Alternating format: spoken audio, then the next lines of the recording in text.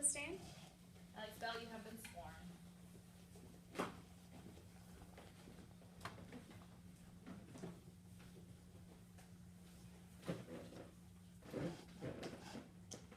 Can you please introduce yourself to the court? My name's Alex Bell. What do you do, Mr. Bell? I work for the FAA as a air traffic controller. Have you had any related jobs? Yes, I used to work for an airplane manufacturer where I worked in avionic design, and I also worked for the National Transportation Safety Board. Were you working on August 18th of 2013? I was. What time did you come in for your shift? My shift started at 7 a.m. And how long was your shift that day?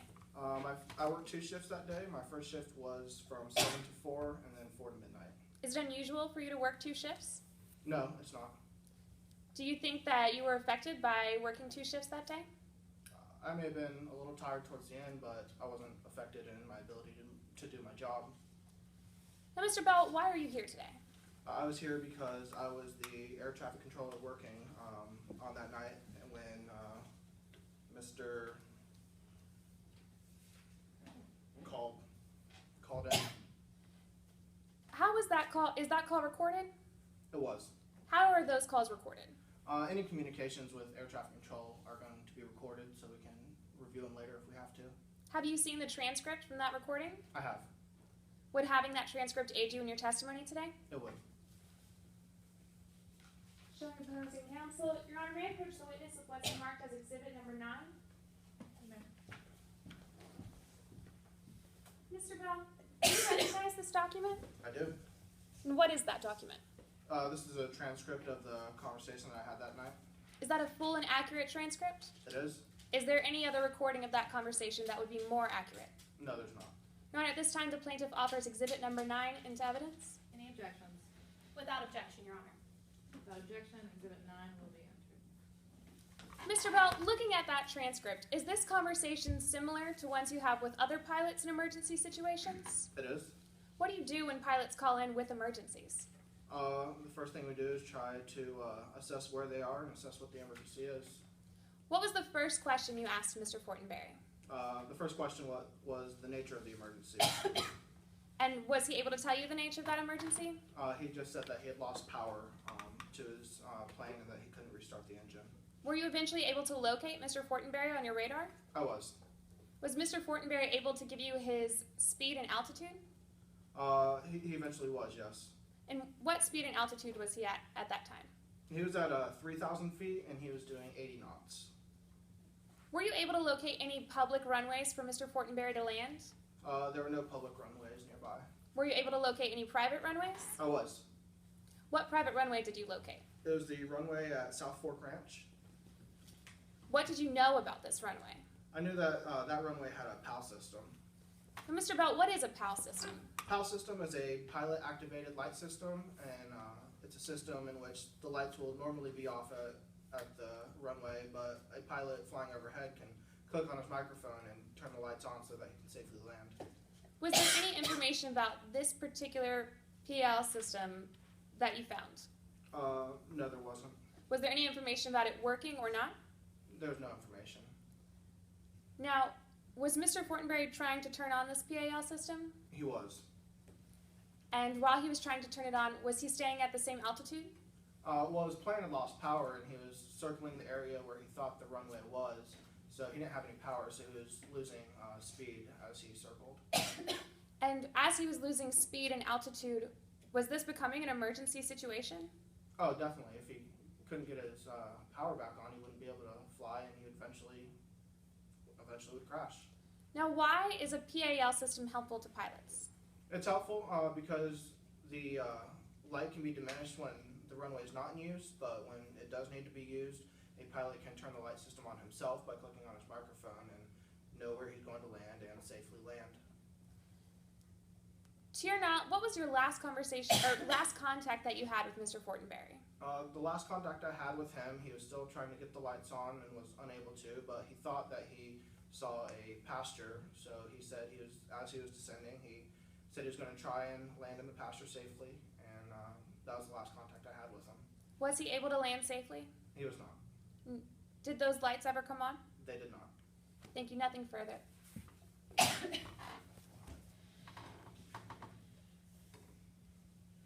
I please court? Mr. Bell, you stated earlier that you're an air traffic controller, right? Correct. So your job is to communicate with pilots. That's right. But before that, one of your prior jobs was working as an avionics design coordinator. Correct. Now, as an avionics design coordinator, you essentially you designed the cockpit of the plane, right? That's right. On the inside. Mm-hmm. So you decided where the instruments and gauges would go. Correct. And the goal of that was to make them as easily accessible and readable as possible, right? That is our goal. And since you're familiar with cockpits, you'd agree that in a cockpit of a plane, just like in a car, there's a fuel gauge. Correct. And it's easy to read, right? Correct. You can tell when it's full, half empty, empty, right? Yes. And you can keep looking down at that fuel gauge as you fly to see how much fuel you have left. Correct. But you're not here to talk about plane design, we're here to talk about the crash, right? Correct. And you communicated with Zeke Fortenberry on August 18th, 2013, right? I did. And you said that his emergency was his plane had lost all power. That's right. Now you're aware that one way a plane loses all power is when it runs out of fuel, right? Yes, that could be one cause of it. Your Honor, permission to be heard outside the presence of the jury. All right, granted. At this time, I would like to go into the NTSB report with Mr. Bell. I will proffer testimony that he was asked questions regarding the incident, he was obviously involved in it, and that he actually reviewed the report during his deposition prior to court today. Okay, I want to look at this report. What exhibit number is it? It's Exhibit 1, Your Honor, the NTSB report. Right, and are you questioning him actually about, you mentioned a few different things in there. So Yes. first, when you're saying his experiences, are you questioning him as to this exhibit or the underlying facts in that exhibit where you could use this to impeach him with? I'm going to ask him explicitly or specifically, Your Honor, about the last page, the probable causes. What they determined, okay? Mhm. And what was his role in that? His role was simply that he reviewed it. He has an extraordinary amount of experience in the field of aviation in general. And he already went into that he knows loss of fuel equals loss of power with a plane. That is probable cause 1, as well as the probable cause 2, Your Honor, going into fuel calculations as well, that is a probable cause, that it leads to loss of power. And nothing further. So he did not come to this determination, No, Your Honor. and they didn't make this determination off of anything that he said, or? He did speak with several people involving what he learned through communicating with Zeke Fortenberry, and he was asked to review the document. I am not going to allow you to use this to show what they said it caused unless you lay foundation to make this admissible over any objection he has. You can enter this into evidence, but I'm assuming you have that same objection. Yes, Your As Honor. to foundation there under Rule 702.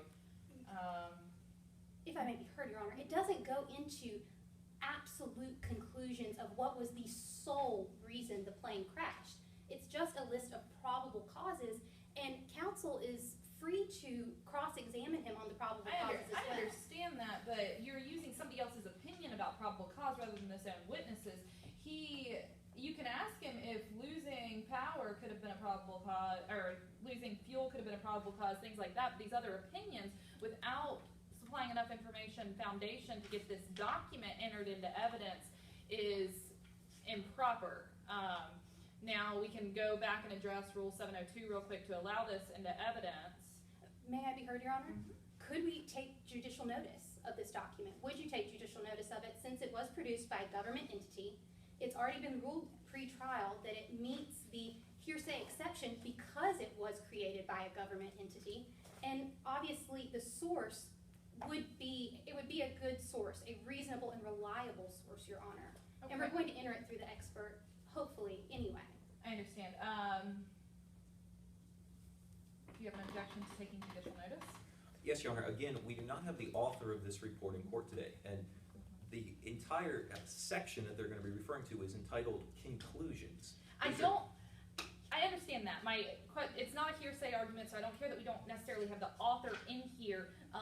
I think that you can get over the 702 hump, but the way to do that is to lay on the record a little bit more information about this document. You can't just ask him, well, didn't they come to these conclusions? What we need, and since he was a part of that Yes. investigation, are questions as to who was investigating this. And you can Yes, just Your Honor. obviously lead him to that. And what were they doing? What type of report were they creating? And do they have the skills necessary to create that report? Aren't they? You Yes, can Your Honor. establish their skills through questioning, but first establish their skills, and then we can take up entering this into evidence. Don't go to the conclusions until it's properly entered. Yes, Your Honor, thank you. Without going into the details or conclusions of the document, are you familiar with the NTSB report for Mr. Fortenberry's crash? I did look over it. And you were asked to review this by the person who drafted the report. That's correct. You actually knew that person, I did. and you knew them to be experienced in the field of aviation and aeronautics, correct? That's correct. And they came to you to review it because you also have experience in that field as well. Correct. You've had several jobs expanding over years and years involving aviation, That's right. and that's why you were asked to review it. That's right. Your Honor, at this time, we offer Exhibit 1, the NTSB report, into evidence. Your Honor, we renew our objection, and additionally, we would like to point out that this report was completed before he was able to examine it. He was not able to make any changes, and That doesn't matter. I think you're missing just one question in there. Yes, Your Honor. About how, if it's typical for them to do these reports, do they typically, do they have the methods to be able to come up to these conclusions? What do they rely upon in doing this? And he would know that if he usually reviews these. Yes, Your So Honor. establish that foundation, let it in, we'll let it in. additionally, So- Your Honor, he's not an expert. Huh? He's. I understand that we're laying foundation for these expert opinions to come in under him, so. Thank you, Your Honor. I do beg the court's indulgence for Yeah. just a moment.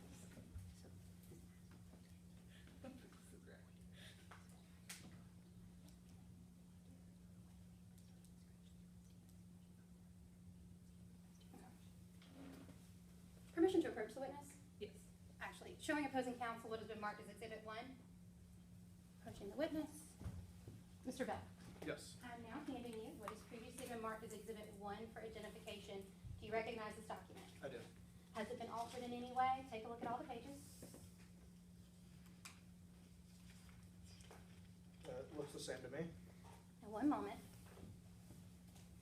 Mr. Bell, who drafts these reports? It's a federal agency, right? The Yeah, the NTSB? NTSB does. And these are drafted regularly, anytime there's a crash, right? That's right. And you've reviewed these before, correct? Yeah. Engaged in helping compose them as well. That's right. And these are reliable documents. Generally, yes. Your Honor, at this time, we offer Exhibit 1 into evidence. It's admitted. Thank you, Your Honor. Now, Mr. Bell, if you would turn to the last page of that document I handed you and read along silently as I read aloud, we're going to go through some of the probable causes of Zeke Fortenberry's plane crash. This states the National Transportation Safety Board determines that the probable causes of this accident to be 6 probable causes. The first is the aircraft lost engine power due to insufficient fuel.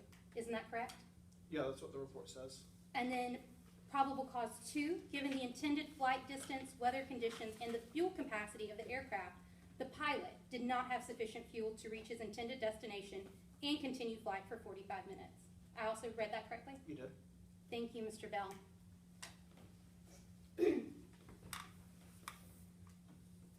Now, you stated earlier that you communicated with Zeke Fortenberry on the night in question, That's right. and he called in and said he had an emergency. Correct. That emergency was his plane had lost all power. Correct.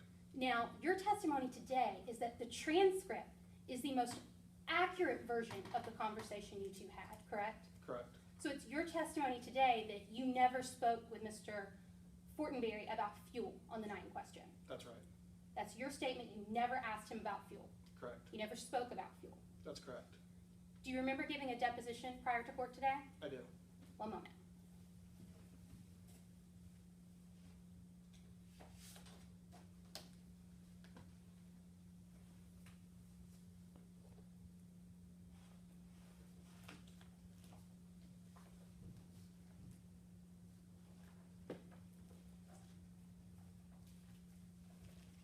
Permission to approach, Your Honor. Mr. Bell, I'm now handing your deposition that you gave prior to testifying in court today. If you would turn to page 4 and take a look at line 18 and read along silently as I read aloud. This is your deposition, and it states, I asked him what his fuel gauges were showing. On a plane like that, there should be 2 fuel gauges, one for the right tank and one for the left. Isn't that correct? That's correct. So according to your deposition, you asked Mr. Fortenberry about the fuel in his plane. Yes. But my deposition was given after the conversation actually took place. yes, your deposition was given after you spoke with Mr. Fortenberry. Correct. And in your deposition, you stated that you asked him about fuel. Correct. But your testimony today is that that conversation never happened. That's right. So, Mr. Bell, what are we supposed to believe? Whether you asked him about fuel or whether you didn't? I was mistaken in my deposition. I think it's because I had talked to many people about this case and had probably heard that from them about the fuel, but the transcript was correct from that night, and I've reviewed my transcript, and nothing was mentioned about fuel, so that would be the most correct. Yes, you did review the transcript. That's right, didn't you? I did. And you also swore when you gave that deposition to go back and fix any inaccuracies in your statement. Correct. Well, wouldn't an inaccuracy be stating that you asked Mr. Thompson about fuel when you in fact did not? It would. And correct me if I'm wrong, you stated earlier that running out of fuel causes loss of power in planes, Yes, it can. and that Mr. Fortenberry's emergency was his fuel had lost all power, his plane Correct. had lost all power? That's correct. Nothing further, Your Honor. Permission to retrieve the exhibits?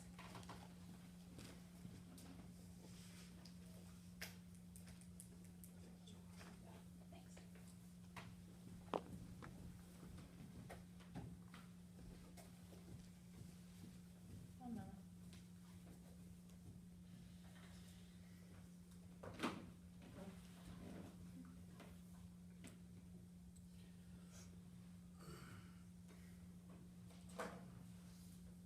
All right, any redirect?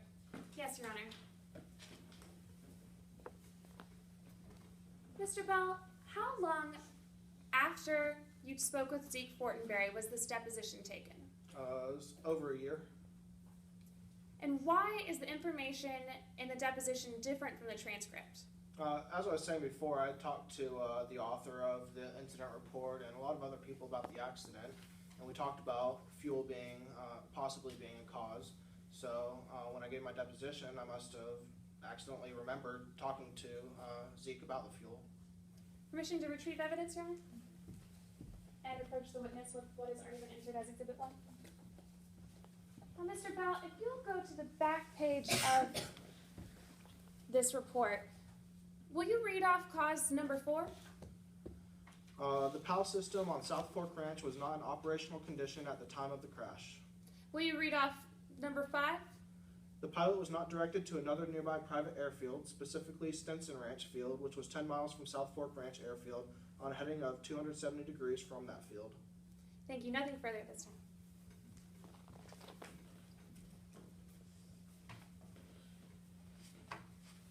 Do you have a recross, Mr. Witness is excused. I have no recross, Your Honor.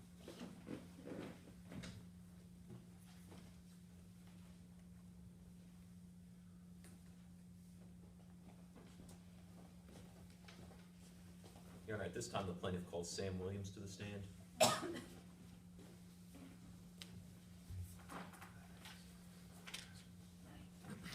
Williams, you have this one.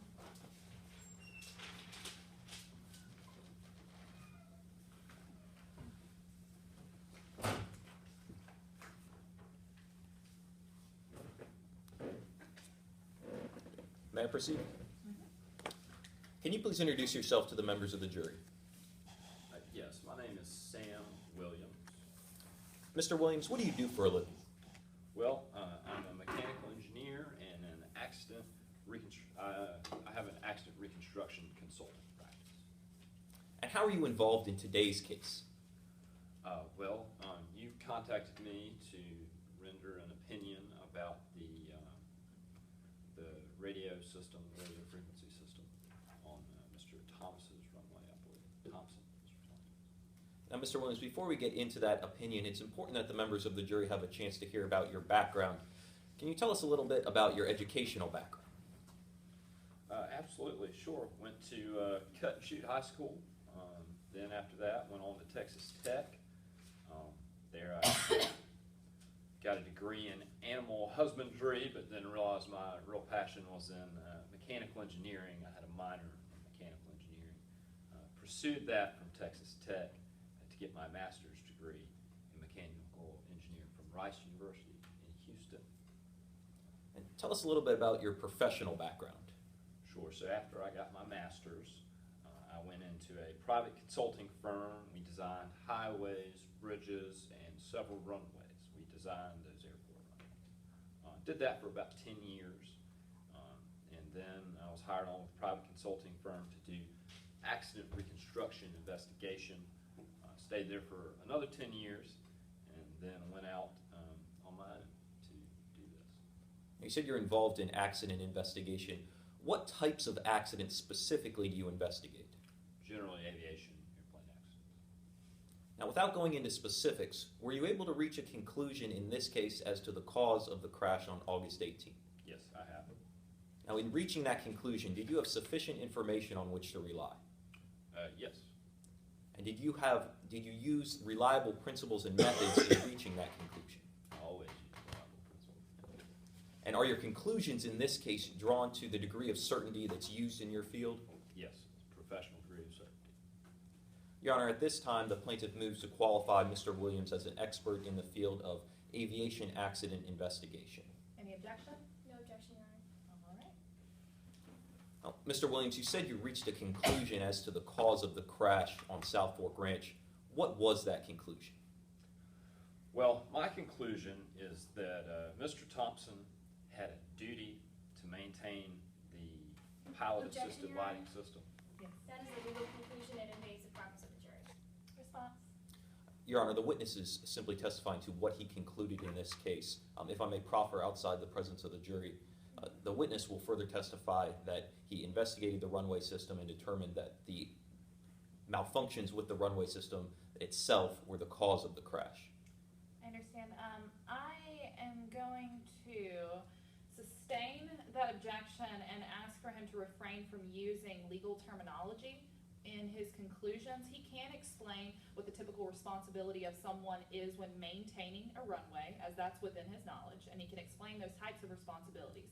But using the term duty is invading the province of the jury. They're here today to decide whether or not he had this specific duty, and it might mislead or confuse them. So just refrain from the legalese, but still he can give his conclusions.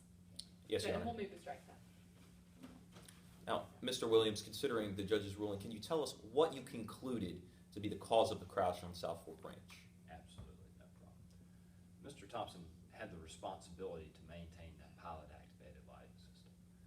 He took on that responsibility when he installed that on his land, and he failed to properly maintain that system. That's why it didn't work on the night of the accident, and that is the cause of this accident. You just mentioned a pilot-activated lighting system. Can you explain to the members of the jury what that is?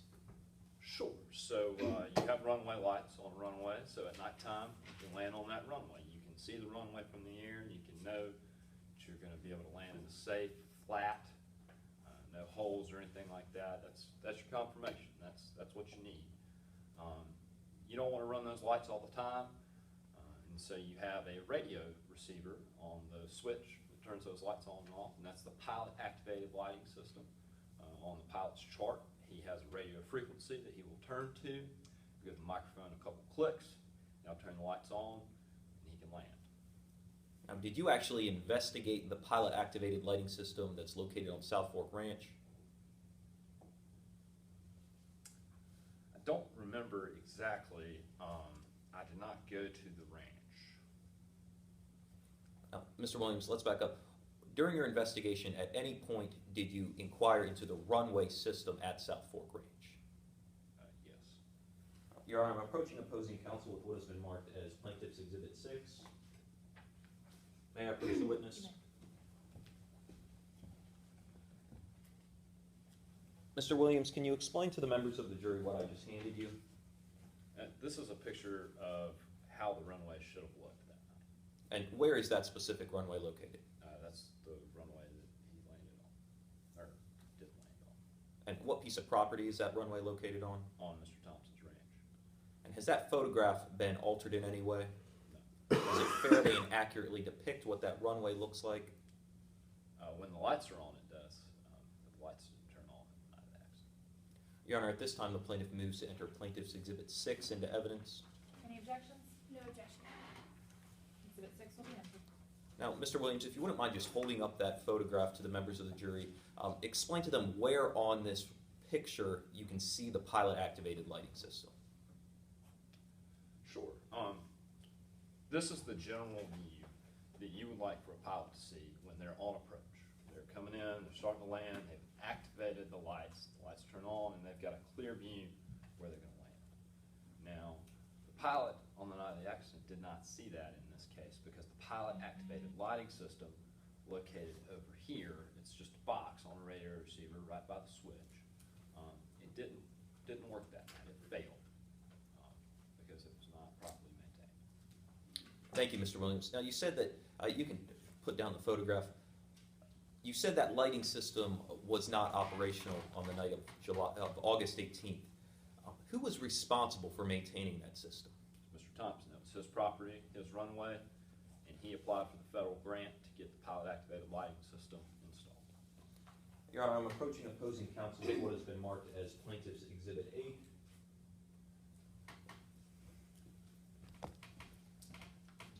Mr. Williams, can you explain to the members of the jury what I just handed you? Sure, this is the Federal Aviation Administration, or the FAA. This is their regulations regarding pilot-activated lighting systems. Is that a true and accurate copy of those regulations? Yes, it appears to be. Has it been changed or altered in any way? No. Your Honor, at this time, the plaintiff moves to enter Plaintiff's Exhibit 8 into evidence. Any objections? No objection, Your Honor. Without objection, it will be entered. Now, Mr. Williams, you said these are rules by the FAA. Can you explain to the members of the jury what role those played in this case? Well, Mr. Thompson would have had a copy of this, having installed an FAA PAL system on his property, having applied for the grant, which he did. He had access to this, and in this advisory, it clearly states under the section Maintenance and Repair that the operator of an airport shall maintain the lighting facility consistent with practices of reasonably prudent airport facility operators. Thank you, Mr. Williams. Now, in this case, what could Mr. Thompson have done to comply with those rules? Well, the second paragraph says if the lighting system fails to perform as designated, the operator shall undertake all necessary repairs to ensure the system performs in accordance with this design. And that's what Mr. Thompson should have done in this case, because it's very clear, these regulations, they shall undertake all necessary repairs. And certainly in making sure that this works is a very necessary repair, because lives depend on this technology. You said that the radio receiver was the part that was actually broken. Yes. How long would it take to repair that? Generally, it's a replacement procedure. This is fairly common technology. You just order a new one, put it on there. Have an electrician wire it up, make sure it's set to the frequency, and test it out a few times, you're good to go. Now, can you direct us to a specific time period that could have been repaired in? You know, depending on availability of parts and availability of an electrician, once you've set out the process to start fixing it, 2 to 3 days. But the problem in this case is they never started that process. They never had an electrician out there to look at it. They never had anybody out there to look at it. There's no indication that they were ordering parts, anything like that. During your investigation, what information did you receive about Mr. Thompson's knowledge that that radio receiver was not working? It was very clear he knew it wasn't working. And that's the problem. He knew it wasn't working, and he did nothing to fix it. Your Honor, I'm approaching opposing counsel of what has been marked as Plaintiff's Exhibit 12.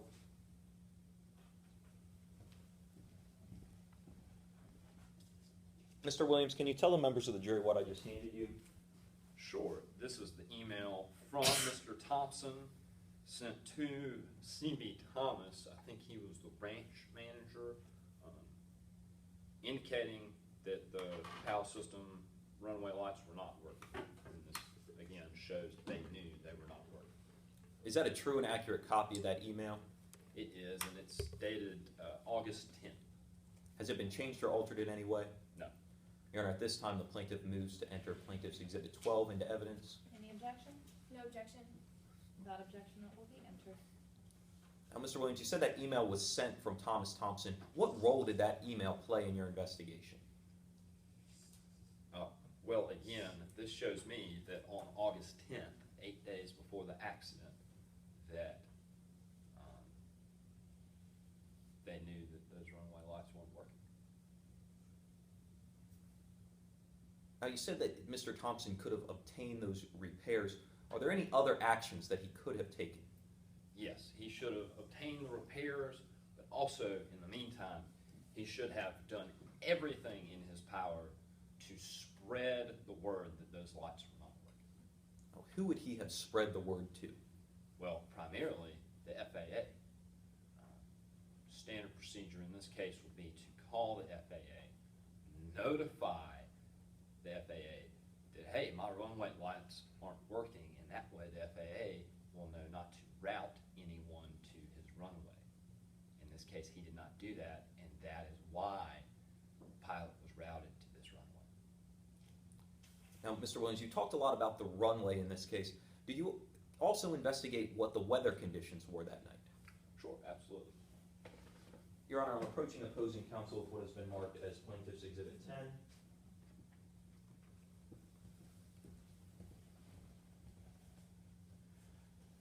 Mr. Williams, can you explain to the members of the jury what that document is? This is a information for VFR flight, National Oceanic and Atmospheric Administration, obviously NOAA. This is their weather report for that night. Is that a true and accurate copy of that weather report? Yes, it appears to be. Has it been changed or altered in any way? Your Honor, at this time, the plaintiff moves to enter Plaintiff's Exhibit 10 into evidence. Any objection? No objection. Without objection, it will be entered. Mr. Williams, what does that forecast tell us about the visibility conditions on the night of August 8th? It says visibility conditions were clear, winds were light and variable to the north. Now, you previously mentioned the term VFR. What does that mean? VFR stands for Visual Flight Rules. It means the weather conditions are clear enough based on this forecast to fly based on sight rather than based on instruments. IFR would be instrumentation flight rules. It's a little bit different, but we know the pilot was flying on VFR here in this situation. Mr. Williams, what role did the broken lights at South Fork Ranch play in the crash that took place that night? If those lights had been working, then he would have been able to see the runway. He had clearly enough glide to get there. He would have been able to set down nice and easy. But when you're up there as a pilot, it's dark, you can't see anything. You've got to be able to see to put your wheels down on that runway. Without those lights, you can't do that. And really, I mean, trying to figure out where to set it down at that point is just a shot in the dark. Your Honor, I'm approaching opposing counsel with what has been marked as Plaintiff's Exhibit 5. Mr. Williams, can you tell the members of the jury what this document is? This is a picture of the wreckage from the crash. Is that a fair and accurate copy of that photograph? It is. Has it been changed or altered in any way? No. Your Honor, at this time, the plaintiff moves to enter Plaintiff's Exhibit 5 into evidence. Any objection? No objection. Admitted. What can we tell by looking at that photograph? Well, you can tell that it was a very horrible accident. A lot of trees around. You can tell that he was nowhere near the runway. All right, thank you, Mr. Williams. No further questions. Your Honor, if I may approach and retrieve the documents that were entered into evidence.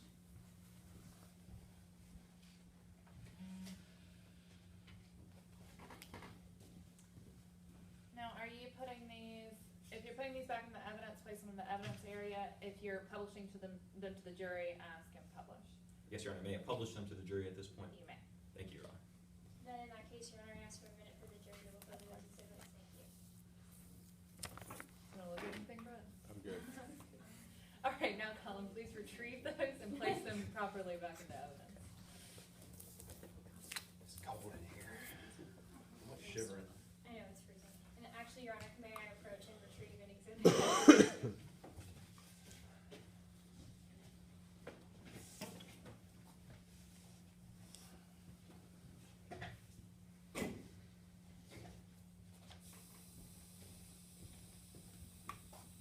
Sounds like a leak. I'm a mechanical engineer. I Oh, don't do okay. that.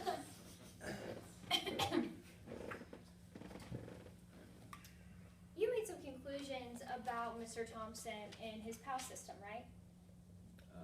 Yeah, sure, that's what I'm here to do. You would agree with me, the PAL system, it's a pretty complicated system, right? I don't think so.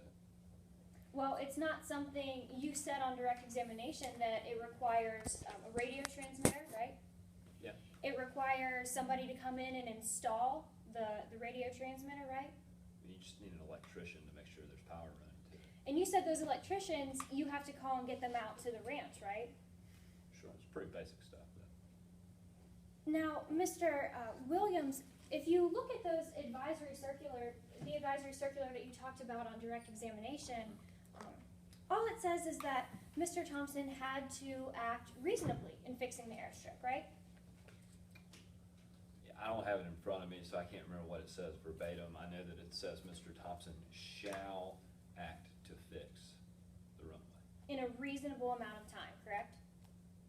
I mean, yeah, I think it's a very important thing. I mean, as I said earlier, life and limb depend on this. When somebody radios in and those lights don't turn on, what happens is what you see. What happens is what you see in those pictures. So that's a yes to my question. All this says is that he had to fix it in a reasonable amount of time, right? Again, I don't know what it says because it's not in front of me. Would you like to see a copy? No, I mean, it's fine, I'm sure, you're right. Well, how about you look at a copy so you can answer my question correctly? Permission to approach, Your Honor? If you look at that bottom section there, all it says is that Mr. Thompson had to act reasonably in getting the airstrip fixed, right? It says the operator shall maintain lighting facilities consistent with practices of reasonably prudent airport facility operators. And it doesn't say he had to fix it within a month, right? There's a big problem if he waits a month to fix it. Well, it doesn't give a specific time frame, right? It doesn't say a week or a day or a month, correct? No, it's my opinion that as soon as someone knows that this light is broken, that a reasonable person, a reasonable prudent airport facility operator, people at Dallas-Fort Worth, they're gonna fix that the day of, or they're gonna at least start taking the steps to fix that the day of. Now, depending on availability of parts, depending on these personnel that you were asking about, after they have taken the initial step to begin the repairing process, it could take up to 10 days, but they need to start immediately. That's what a reasonably prudent airport facility operator would do, in my expert opinion. But you just said it takes a while to get the parts in, right? Sure, but he hadn't even started that process. But so you couldn't get the parts that day to fix it, correct? You couldn't get them that day, but, I mean, he was way far out because he hadn't even started the process. Well, he sent an email to his ranch manager, right? And that's all he did. But that was the start of the process, correct? No. You get somebody out there to look at it. They hadn't been out there to look at it. There's no evidence that an electrician had been out there, that a mechanical engineer had been out there. There's no evidence of any of that. And you also mentioned that Mr. Thompson should have called the FAA Absolutely. but that's not anywhere in this document, is it? That's what a reasonably prudent airport facility operator would have done. That's a yes to my question, it is not in this document. That's from the FAA. That's an advisory document. Now, Mr. Thompson, you also made some conclusions about Mr. Fortenberry, right? That's right. And you said that he was an experienced and seasoned pilot, right? I don't remember saying that on the stand, but if that's in my materials, then I think that that is probably correct. You remember saying that in your deposition, that he was an experienced pilot, right? Yeah, and he was. You would it's important that all pilots know the weather that they're flying into, right? Yes, and I think that he knew the weather on this day. Because winds can affect the amount of fuel that a plane needs, right? Sure, it certainly goes into the calculation. Again, I'm a mechanical engineer, so. Well, if you're flying through a headwind, Mr. Williams, that would push you back, right? So you would need more fuel in that situation, correct? Yeah, just makes sense. If you were flying with a tailwind, you would need less fuel because that tailwind would be pushing you forward, right? Yeah, you're still running the basic RPMs, but I mean, you would say. But it's important that you know what you're going to encounter on your flight, what weather, right? Sure, and the evidence indicates that he investigated the weather before he began his flight. Well, the evidence indicates that Mr. Fortenberry looked at the local weather, correct? And that's what he had available to him at the time. The local weather only for Dallas, right? I don't remember exactly what it was for, but it was the local weather report, yes. You would agree with me that the local weather doesn't tell us what the wind is like thousands and thousands of feet in the air, does it? No, general accepted practices say that it's fine to look at the local weather. Well, you're familiar with the FAA regulations as an expert in this field, correct? Again, I'm a mechanical engineer. I specialize in runways and those types of things. Well, you're here today testifying about Mr. Fortenberry in his flight, right? And I'm here testifying about the runway and the failure of that piloting system. So you're telling this court today that you know nothing about the FAA regulations that govern Mr. Fortenberry's flight? I did not say that. Okay, so you are familiar with the FAA regulations then? What are you getting at, counsel? I'm asking you whether or not you know about the FAA regulations. I mean, I've looked at them before, You have looked at them? Okay. but I'm not an expert in that. But you're familiar with them? I've seen them before.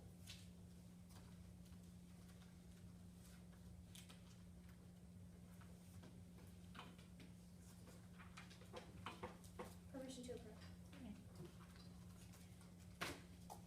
Now, you're aware that these FAA regulations require pilots to look at an appropriate weather source, right?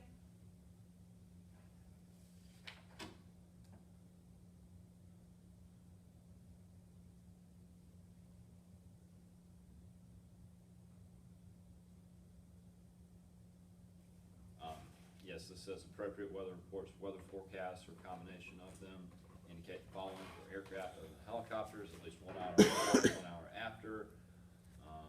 For helicopters, doesn't apply here, and again, my testimony is that he did that in this case. But you testified earlier that the local weather doesn't tell us what the winds are like thousands of feet in the air, right? It tells us what the wind is like, and that's relevant. The winds, what they would be like if we stepped outside, right? No, ideally, he could have looked at the NOAA report, but if you look at that NOAA report that we talked about on direct examination with Mr. Spangler, that NOAA report was not issued until 7:30 or so. From what I understand, they took off around a little after 7. And so that report, ideally, it would have been nice for him to look at it, but it was not available to him at that time. Well, you would agree with me, Mr. Williams, that there was a NOAA report available before he took off, right? No, not that report that I saw. Well, not specifically that report, but he could have looked at a NOAA report that day, right? Well, it wouldn't have been up to date though, because we know that the weather changes constantly. The And that's why he looked at the local conditions to get the most current, up-to-date weather. Whether or not the NOAA report was for after he took off, you would agree with me that it contains more information than that local weather does, right? Again, he couldn't have looked at it though, because he didn't have it available. It was issued after he took off. That particular NOAA report was issued after he took off, right? And I don't know how often they issue them, so. But he could have Yeah. looked at a NOAA report, right? But I don't think it would have been as up-to-date as the local weather. The local weather report for Dallas only, right? I don't even remember what he looked at, really. I know that he checked the weather and that it was sufficient. Do you remember giving a deposition in today's case? Yes, I do. And do you remember reviewing the local weather that Mr. Fortenberry looked at? Yes.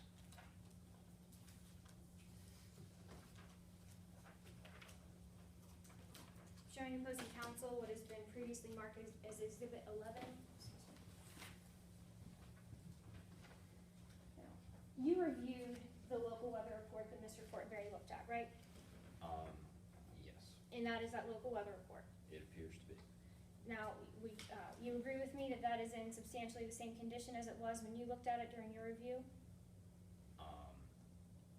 To an extent, yep. To an extent, as in, yes, it is substantially the same as when you looked at it? Yeah, this is a printout of what I looked at on the internet. Your Honor, at this time, the defense offers Exhibit 11 into evidence. Any objection? No objection, Your Honor. Exhibit 11 will be admitted. So, actually, let me give you this NOAA report, Mr. Williams. So you can take a look at both of those and compare them. Okay.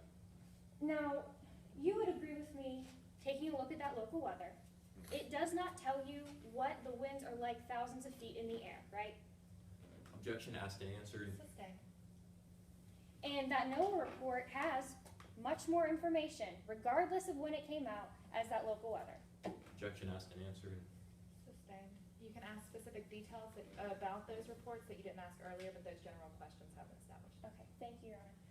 Mr. Williams, looking at the NOAA report, there is much more information specifically about headwinds and tailwinds that the NOAA report includes, correct?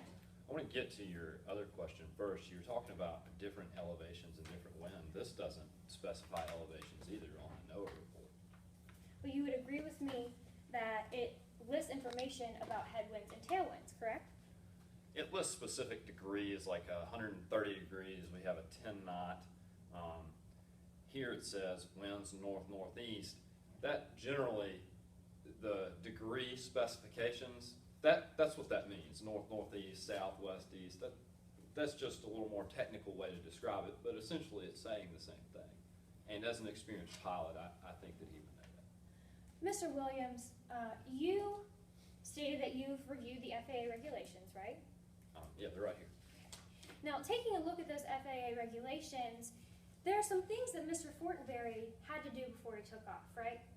That's right. Specifically, he had to make sure that he fueled his plane precisely to the calculations that those regulations required, right?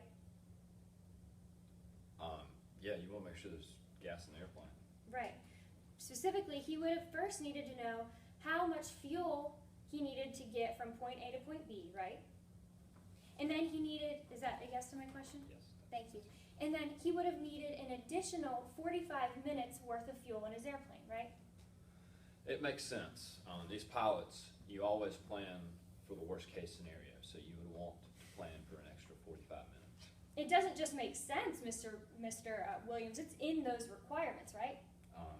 Yeah, So it's law that he have those extra 45 minutes, right? again, I'm a mechanical engineer, but the FAA, they know what they're doing. So let's assume for a minute that there's no wind. Okay, let's give Mr. Fortenberry the benefit of the doubt and talk about those calculations, how he should have done them with no wind, okay? So we know that Mr. Fortenberry was flying from Kansas City to Dallas, right? Yeah. That's a 480-mile trip, right? Sure. And we know the cruising speed of the Piper Cygnet was 120 miles per gallon, right? I don't know. I know that the radio frequency didn't work. I know I'm a mechanical engineer, and I know that's what I'm here to testify about. So you're here to testify about Mr. Fortenberry's plane, right? No, I'm here to testify that the pilot-activated lighting system did not work. Well, And you're why he excuse me. crashed. You're here today as an expert in this courtroom, correct? An expert in mechanical engineering. And you've already stated that you reviewed those FAA regulations, right? I looked at them. I don't know what whatever on his plane was. I didn't take apart his plane piece by piece. I looked at All the right, runway well, system. Regardless, let's I build runways, talk man. about those regulations a little bit, okay? So we've already established that Mr. Fortenberry's the cruising speed of his airplane was 120 miles per gallon, right? I didn't say that, and I don't know. Objection, Your Honor. The opposing counsel keeps going into this line of questioning, and it's clear that the witness does not know the answers to these He questions. can answer yes or no, whether he knows it.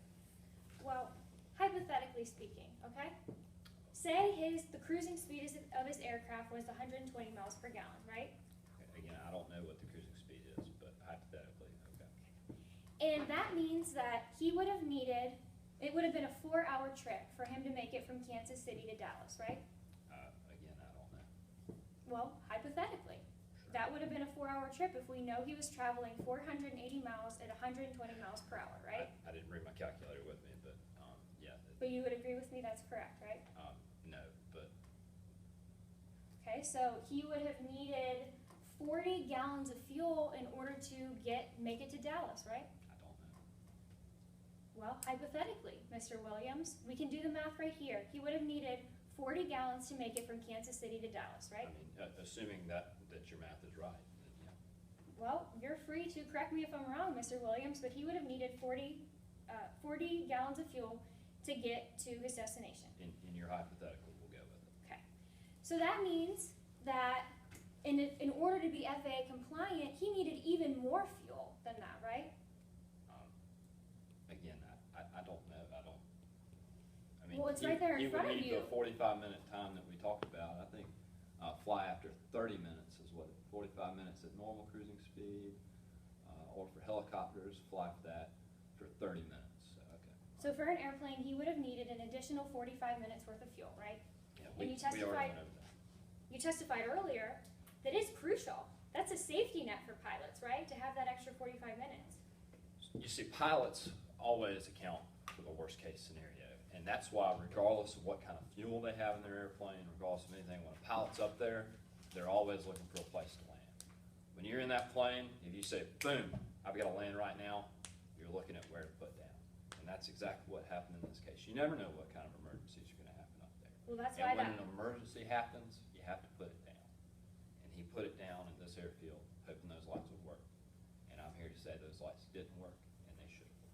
Thank you for that. But the answer to my question is that Mr. Fortenberry needed an additional 45 minutes worth of fuel in his airplane before he took off, right? That's what it says right here. So that means that Mr. Fortenberry total, before he took off, needed 47.5 gallons of fuel in his airplane in order to make it to Dallas, right? And be FAA compliant, right? Assuming all that, yes.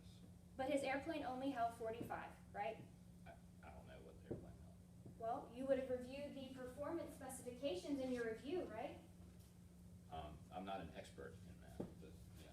But you reviewed them, correct? Yeah, I reviewed all the pieces of evidence in this case. So you're aware that the Piper Signet held only 45 gallons worth of fuel, right? That sounds about right. But he needed 47.5, right? Again, I don't know what he needed, but. We just talked about what he needed in my hypothetical, right? And you testified But that it was he a needed, hypothetical, so I don't know what he actually needed. but he needed 47.5, right? In your hypothetical, yes. Thank you. Nothing further, Your Honor. Redirect, Your Honor. Yes. May I first approach and retrieve plaintiffs, or defense exhibit 11, plaintiffs exhibit 10, and plaintiffs exhibit 7? You may.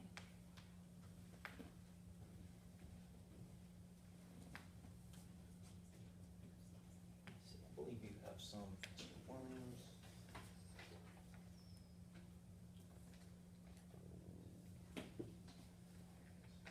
I'll let you hold on to these, Mr. Williams.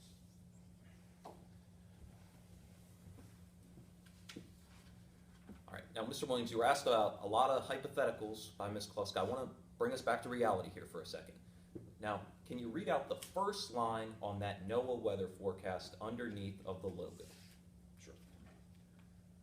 Information for VFR or Visual Flight Rule flight at 5,000 feet, MCI to Dallas Fort Worth. Now, I want to direct you to those rules you were talking about. Can you read off the title of those rules?